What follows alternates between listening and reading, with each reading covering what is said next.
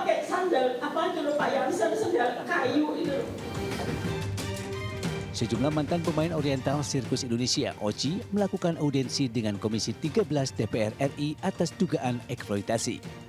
Audiensi dihadiri para korban eksploitasi, Komnas HAM dan Komnas Perempuan. Salah satu korban menceritakan pengalaman pahitnya selama bergabung di OCI. Setelah 15 tahun, saya juga minta lagi dengan Ibu Yansen. Kita manggil dia Sau-Sau. Sau, saya pengen ketemu orang tua saya. Di mana orang tua saya? Sau-Sau terus bilang, kamu itu dijual. Komisi 13 menilai terdapat beberapa pelanggaran HAM berat yang dilakukan oleh manajemen OCI berupa penyiksaan fisik hingga perdagangan manusia.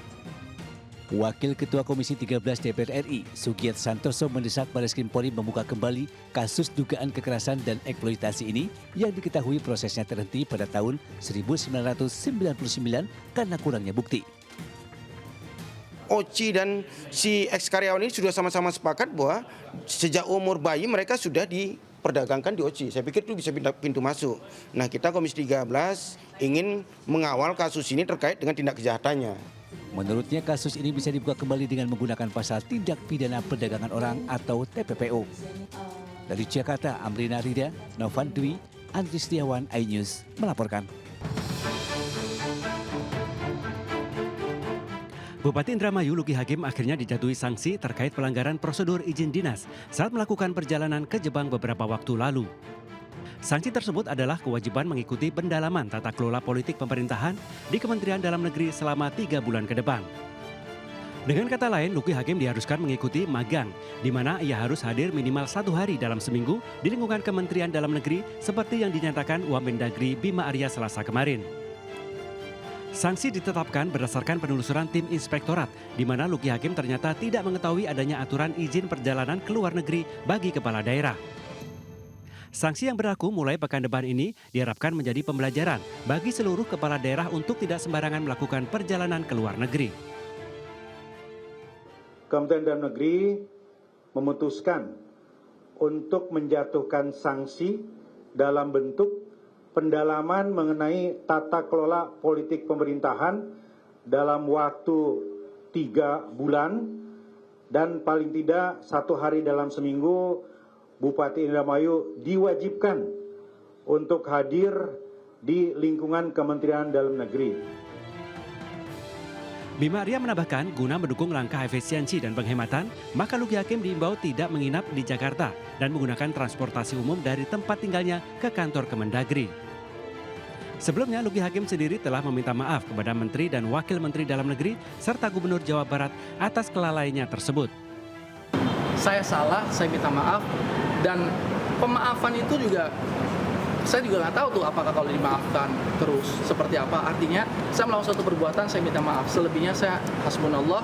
Kalau memang ternyata sanksinya adalah saya harus diberhentikan selama 3 bulan, saya harus lakukan itu, saya harus terima itu dengan segala konsekuensinya.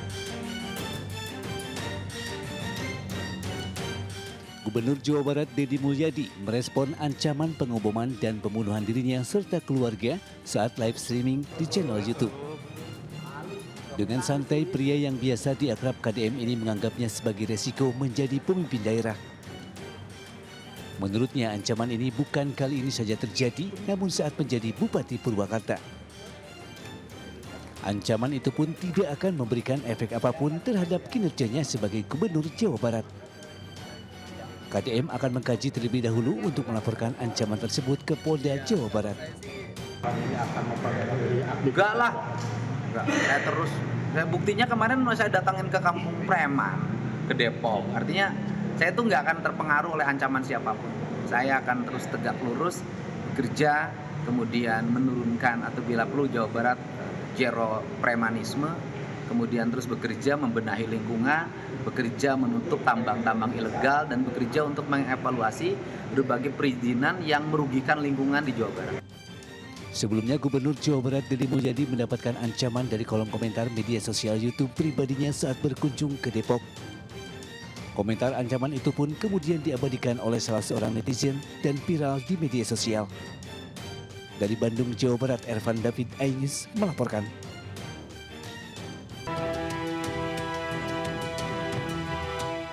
Penggeledahan itu dilakukan di rumah Ali di Jepara, Jawa Tengah.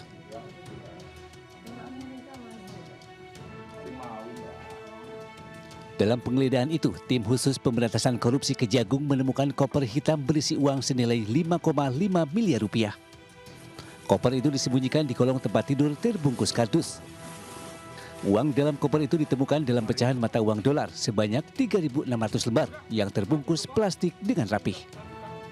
Herli Siregar, Kapus Kejaksaan Agung menjelaskan penemuan uang mata asing sebanyak 3.600 lembar atau 36 blok. Per lembarnya $100 atau setara dengan 5,5 miliar rupiah. Penyidik sudah titipkan ya hasil sitaan tersebut di rekening penitipan lainnya. Cara-cara kerja penyidikan terkait dengan penyitaan untuk sejumlah uang itu langsung dilakukan penyetor titipan, karena ini kan masih dalam proses di Bank Persepsi ya. Untuk saat ini uang tersebut masih didalami oleh penyidik apakah itu aliran yang belum digunakan atau simpanan dari kasus lain. Dari Jakarta, Fakih Satrio, Indra Purnama, iNews melaporkan.